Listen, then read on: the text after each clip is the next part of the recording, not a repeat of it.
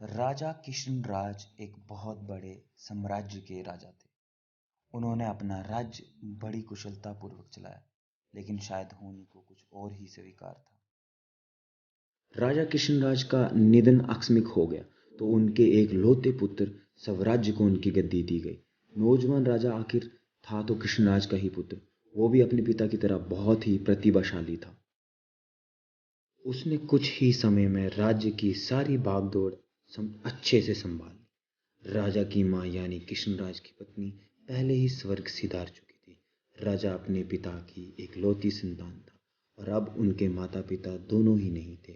समय समय पर राजा का राज्य के सबसे पुराने वफादार मंत्री काशीराम मार्गदर्शन किया करते थे और राजा अपने राज्य के सबसे पुराने मंत्री काशीराम को ही सब कुछ मानता था। एक दिन काशीराम ने राजा को अब विवाह करने की सलाह दी। राजा को उन्होंने पास के राज्य की राजकुमारी प्रेरणा के बारे में बताया। कहा कि प्रेरणा बहुत ही गुणवती और संस्कारी के साथ साथ समझदार भी है। आपके साथ इस राज्य को चलाने में भी आपको बहुत सहयोग करेगी। राजा ने पहले कुछ समय तक मना किया, लेकिन लड़की और उनके परिवार के बारे में सुनकर राजा ने उनकी बात मान ली। राजकुमारी और उनके परिवार वाले पहले ही राजा से बहुत प्रभावित थे, इसलिए वो विवाह के लिए तैयार थे। आखिर ऐसे राजा से शादी कौन नहीं करना चाहेगा। बड़ी धूमधाम के साथ राजा की शादी हो गई। शादी के बाद प्रेरणा इस राज्य में आ गई। राजा प्रेरणा की सुंदरता के साथ उनकी समझदारी का भी बहुत बड़ा प्रशंसक बन गया। ऐसी कई बातें थी जो राजा बल से नहीं हल कर सकता, उसे प्रेरणा अपनी सूझबूझ से सुलझा देती थी। राजा और रानी दोनों ही एक दूसरे को पाकर बहुत ही खुश थे। उन दोनों में प्रेम प्रगाढ़ था। ठीक 1 साल बाद रानी प्रेरणा गर्भवती हो गई। राजा और रानी दोनों अपनी पहली संतान के लिए बहुत खुश थे। भगवान का बहुत धन्यवाद दे रहे थे। राजा ने योजना बनाई थी कि उनकी संतान होने पर वो पूरे राज्य को निमंत्रण देंगे। आखिरकार वो दिन आ ही गया और रानी ने एक पुत्र को जन्म दिया। राजा और रानी की प्रसन्नता का कोई ठिकाना नहीं रहा, लेकिन ये खुशी ज़्यादा देर तक नहीं टिक पाई।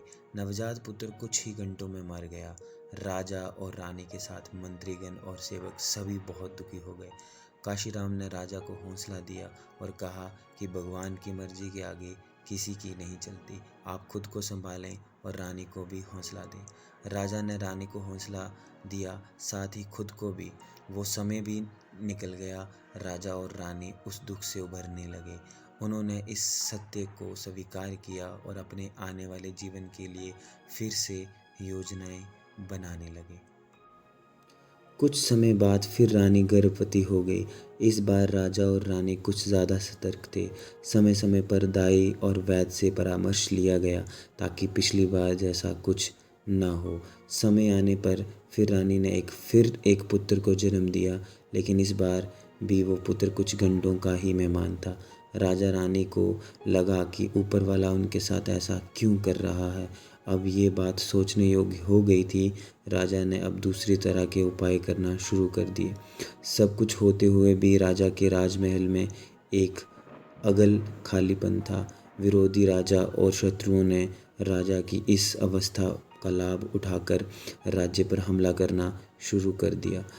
अपने निजी जीवन में इस परेशानी का प्रभाव कई बातों पर पड़ा। राजा अपना कुछ राज्य हार गया।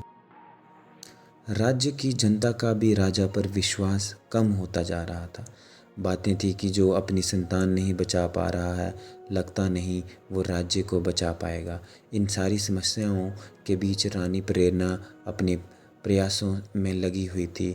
वो राज्य में ऐसे ही जाकर राज्य के वासियों से मिलने लगी।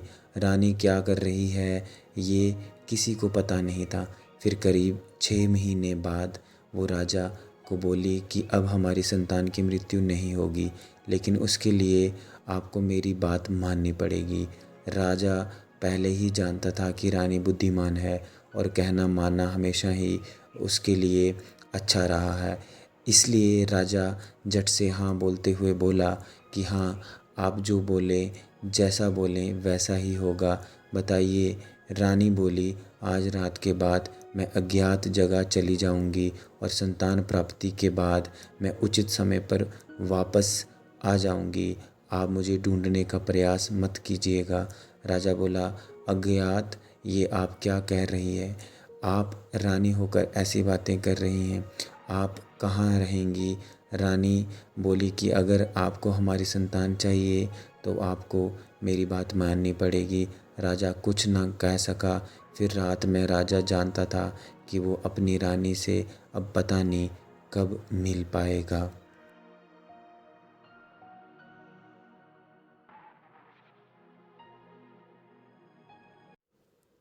फिर एक दिन अचानक लगभग 10 माह बाद ही एक सुबह रानी गोदी में बच्चा लिए आई। पुत्र था करीब 1 माह का। राजा की खुशी का ठिकाना नहीं रहा। राज्य भी उसने सभी को निमंत्रण भिजवा दिया। राजा ने रानी को धन्यवाद दिया, कहा, ये आपने कैसे किया और हमसे क्या गलती हो रही थी? रानी बोली, उचित समय पर आपको बता दूंगी। राजा अपने महल में नए मेहमान नन्हे राजकुमार के साथ बहुत खुशी खुशी जीवन व्यापन करने लगा। साथ ही राजा के राज्य का विस्तार होने लगा। लेकिन पुत्र के आने के बाद रानी में बहुत सारे बदलाव हुए। रानी अब पहले जैसी नहीं रही, ऐसा सोचना राजा का था। रानी राजा को अपने समीप भी नहीं आने देती थी। कुछ न कुछ कारण बताकर टाल देती थी। राजा के द्वारा पूछे जाने पर रानी कहती कि आपने कहा था जो मैं कहूँगी आप मानोगे। ये भी हमारे पुत्र के जीवन के लिए आवश्यक है। राजा का पुत्र अब 2 साल का हो गया। रानी का समीप न आने का प्रतिबंध अभी भी राजा के लिए वैसा का वैसा ही था। इतने समय के प्रतिबंध के चलते अब राजा ने के मन में कई विचार घर आने लगे। फिर एक दिन राजा को इस विचार ने पकड़ लिया कि शायद ये पुत्र उसका नहीं है, कमी शायद उसी में थी। रानी को ये पता चल गया। रानी बोली, उचित समय पर आपको बता दूंगी। राजा अपने महल में नए मेहमान नन्हे राजकुमार के साथ बहुत खुशी खुशी जीवन व्यापन करने लगा। साथ ही राजा के राज्य का विस्तार होने लगा। लेकिन पुत्र के आने के बाद रानी में बहुत सारे बदलाव हुए। रानी अब पहले जैसी नहीं रही थी, ऐसा सोचना राजा का था। रानी राजा को अपने समीप भी नहीं आने देती थी। कुछ न कुछ कारण बताकर टाल देती थी। राजा के द्वारा पूछे जाने पर रानी कहती कि आपने कहा था जो मैं कहूँगी आप मानोगे। ये भी हमारे पुत्र के जीवन के लिए आवश्यक है। राजा का पुत्र अब 2 साल का हो गया। रानी का समीप न आने का प्रतिबंध अभी भी राजा के लिए वैसा का वैसा था। इतने समय के प्रतिबंध के चलते अब राजा के मन में कई विचार घर बनने लगे।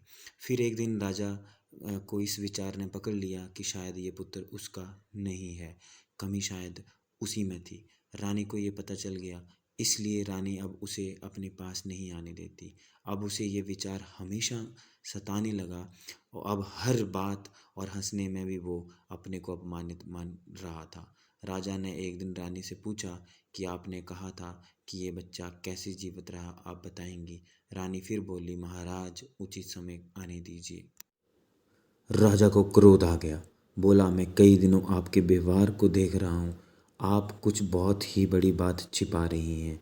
ये बच्चा किसका है, आप हमें सच सच बता दीजिए, हम आपको क्षमा कर देंगे। रानी को राजा के इस तरह के बर्ताव से अचारज हुआ। उन्होंने बोला, ये बच्चा हमारा है, आप कैसी बात कर रहे हैं? राजा बोला कि अगर आपने झूठ बोला या हमसे कुछ छिपाया जो हमें कहीं और से पता चला तो आपको और आपके बच्चे को दोनों को दंड मिलेगा। रानी ये सुनकर क्रोध में आ गई और बोली, महाराज आप किस तरह की बात कर रहे हैं?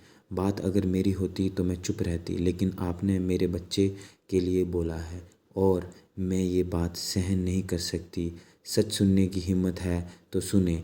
तब रानी ने एक ऐसे सच से राजा को अवगत कराया जो वो नहीं जानता था। रानी ने कहा कि मैं पूरे राज्य में करीब 6 माह से भ्रमण कर रही थी। जगह जगह जाकर पुराने लोगों की बातें सुनी। आपके राज्य की सीमा पर जंगल में एक समूह रहता है। उनके कुल देवता में उनकी अटूट आस्था है और उनमें शक्ति भी है। साथ ही समूह का एक प्रधान है जो पूरे समूह का ध्यान रखता है। उनकी वाणी मतलब उनके देवता की वाणी। जब आप 1 वर्ष के थे तब आपके पिताजी और माता के साथ एक दिन यात्रा पर गए। बग्घी से यात्रा करते समय इस समूह की एक महिला जो गर्भवती थी बग्घी से टकराकर मृत्यु को प्राप्त हो गई, जिसके परिणाम स्वरूप उन्हें प्रधान ने श्राप दिया कि अब से उनका वंश आगे नहीं बढ़ेगा।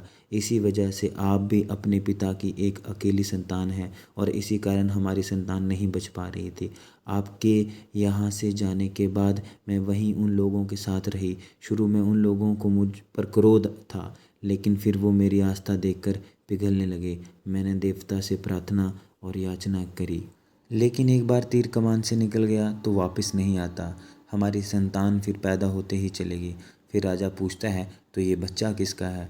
मेरे समय के साथ वहाँ एक और स्त्री भी थी, गर्भवती थी। उनकी संतान भी उसी समय हुई, हमारी संतान के। फिर चले जाने के बाद उनके देवता के आगे संतान को लेकर ज़ोर ज़ोर से रोने लगी। वो सारे समूहवासी इस बच्चे मुझे देने आ गए और मेरे आगे घुटने टेक कर मुझे समर्पित कर दिया। उनकी आंखों में मेरे लिए प्यार और दया थी और हाथ में बच्चा था। बस मुझे लगा कि अब हमें क्षमा मिल गई। नवजात को मैं कुछ दिन वहाँ रहने के बाद ले आई। अब आप अपना बच्चा ना होने के कितने दुखी थे। उन लोगों की दया और महानता देखो। एक राजा को उन्होंने अपना बच्चा दे दिया, वो भी उस राजा के पुत्र को जिसने उन्हें चोट पहुंचाई थी। मुझे लगा कि इस बच्चे को जीवन भर अपार स्नेह देना ही हमारा प्रायश्चित है। राजा ये सब सुनकर कुछ बोलने लायक नहीं रहा, खुद को कोसने लगा। बोला, मैं तो आपकी क्षमा के लायक भी नहीं हूँ। अपने जीवन की इस श्राप का पता मुझे नहीं लगा और आपने इतनी तपस्या की। मैंने आपसे विवाह करके आपके साथ अच्छा नहीं किया, मुझे क्षमा करें। रानी ने कहा कि शायद मेरे द्वारा ही इसका पता लगाया जा सकता था। भगवान मुझे आपके पास ले आए। फिर राजा भी रानी के साथ वहीं उन सभी से भेंट करने और क्षमा मांगने गया और उनकी दया को स्वीकार करते हुए उसे बच्चे को बहुत स्नेह करने लगा। धन्यवाद। कृपया हमारे YouTube चैनल स्टोरी इनसाइडर को सब्सक्राइब करें और बेल आइकन दबाना ना भूलें ताकि आने वाले सारे वीडियो आपको मिल जाएं और नई नई स्टोरी आपके सामने रख